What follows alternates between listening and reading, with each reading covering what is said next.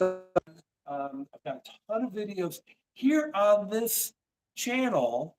I've got a whole nice playlist. So everything that we reviewed today is there. And plus more, So if you missed anything, if there's a vegetable you always wanted to know how to cut, but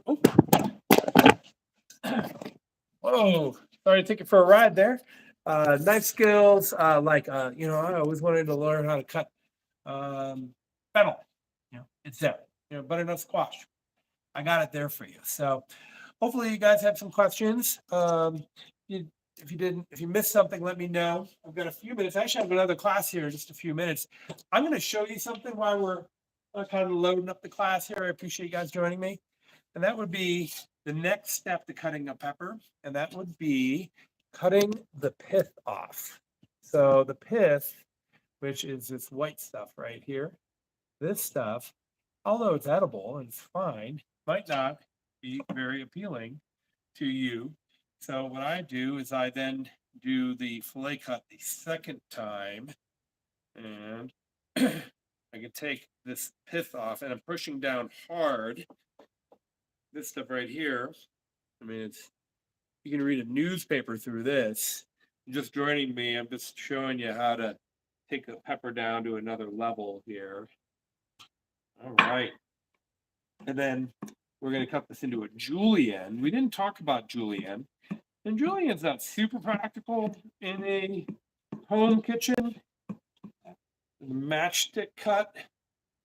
Then if you take those matchstick cuts, you turn them on side, and then you cut that into a really small cut. This is called a brunoise. The brunoise is, oh yeah, tiny dice. And this is something you see a lot, like on garnish and sprinkled on a plate. They look like little jewels under nice lighting. A lot of times restaurants have nice lighting because they want the food to look nice. Not only do they want your dining partner to look great and the servers to look stylish and the zinc bar top to look beautiful, they also want your food to look nice. So that's part of what's going on there. So that's kind of fun. We were talking earlier as well about peeling celery. So one of the things that I like to do with carrots, actually, kind of the same trick. Peeling carrots. We know to peel carrots. I actually don't peel organic carrots. If I got those nice, like multicolored organic carrots, I just scrub them with like a green scrubby that I reserve for carrots, and we just eat them skin. They're delicious. But one of the garnish tricks I do here is I make a bunch of ribbons or cuts. And then these guys can sit on a plate like so. You can dress them a little extra virgin olive oil, touch of lemon juice or something. And those look nice, right? And those look really pretty, like sitting on top of a salad. Little nest of carrot ribbons. That's just a nice way. And then, if you're clever, you end up squaring off your carrot anyways, so that when you go to dice it, it works great. What are you guys making with your Knifeskills veggies? I'm gonna make potato hash. So what that means is I'm not gonna make this until after my next class. So I'm gonna throw some cold water in my potatoes, and that's gonna keep them from turning brown. And now these potatoes are ready to go. They're sitting in water, and they can sit here overnight, even 2 days, and they won't turn brown on me. And I can get to them when I'm ready. So if after my next class, I just don't feel like cooking, I'm tired of cooking, I'll just go ahead and throw them in the fridge, cover them with plastic wrap, make sure they're covered in water. And in fact, if I'm doing potatoes where I've got them like Thanksgiving, Christmas, those kind of holidays, I got a bunch of people coming over, I got a lot going on, I peel my potatoes the day before, put them in cold water in the pot I'm going to cook them in. And that allows me to have the potatoes ready to go the day before. One less step.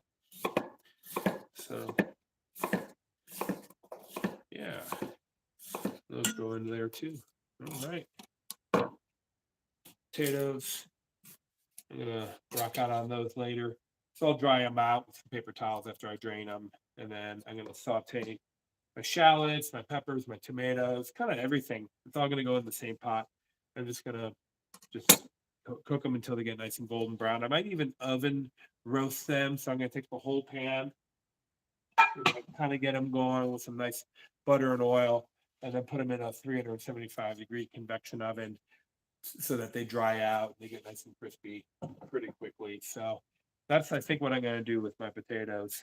And 3 potatoes makes quite a bit of potato hash. You'd be surprised.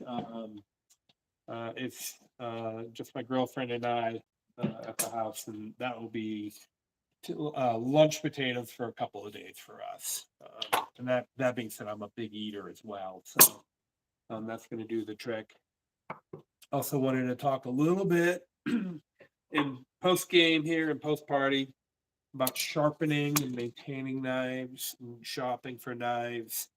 If you're here, you probably have a knife that you love, or you just bought it, or it's expensive, or I don't know, there's a million reasons to come to a knife skills class. You're worried about harming it or breaking it or what have you. I will say this, a knife is a tool, and if you're worried about breaking it or chipping it or whatever, um, it can happen. I mean, I've had this knife for 10 years. I'm not very friendly to it. It was expensive, and no problems. I've hacked through frozen bones. I've used it as a screwdriver, and it really held up. So they're more durable than you think. And when it comes to sharpening, as opposed to honing, we talked about honing, but when it comes to sharpening, here's a stone. There's 2 different sides here. And I'll end with this. We're 8 minutes in. I've got another class I need to get ready for, but I just wanted to say it's setting that same angle. So when you're honing, you're setting an angle, 20-degree angle. Did you know this hilt right here actually helps set the angle? That's a 20-degree angle right there. And on this particular one, that's a 5-degree angle that would be more commonly used for Asian style knives. This is more German style knives, so it'll help set the angle. If you're sharpening with a stone, what I find is if you take your thumb and kind of like that kickstand method, it helps set the angle. I like to have this nice and wet, and then really the weight of the knife. You're just going to take your time. Some people like to always work away from them, so I'm pushing away. When I flip the knife over, I pull. Yeah, I'm pulling towards me, but I'm pulling the knife away from the blade as opposed to pushing in. Because when you're pushing into the blade, you could be actually removing material off your stone. But I only do this in earnest, really, once or twice a year. And the difference here with using a stone is that you're actually sharpening the face of the knife as well as the blade. You're using one of those sharpening devices where you kind of hold it, you pull. It gets your blade really sharp, but it doesn't hone the face of the knife, and it's more likely to go dull pretty quickly. So keep in mind that those work okay, but you want to use them just as little as possible. Really, the right tool for the job. The thing is you could screw up your knife using one of these if you don't use it properly. This takes some practice. I would say master this before you start on that. So, all right. Well, we didn't get any. I don't think we got any questions in the chat. If we did and I missed it, I apologize. Welcome to my channel, my YouTube channel. There's a lot of great stuff here: cooking, knife skills. I've got a lot of great stuff planned. So it'd mean a lot to me if you click the subscribe button and tune in every once in a while. If you're looking for recipes or inspiration, it's here. You have my socials. Send me an email if you have a question. I'm here for you guys. All right. I hope you all have a great evening. Thanks again for tuning in.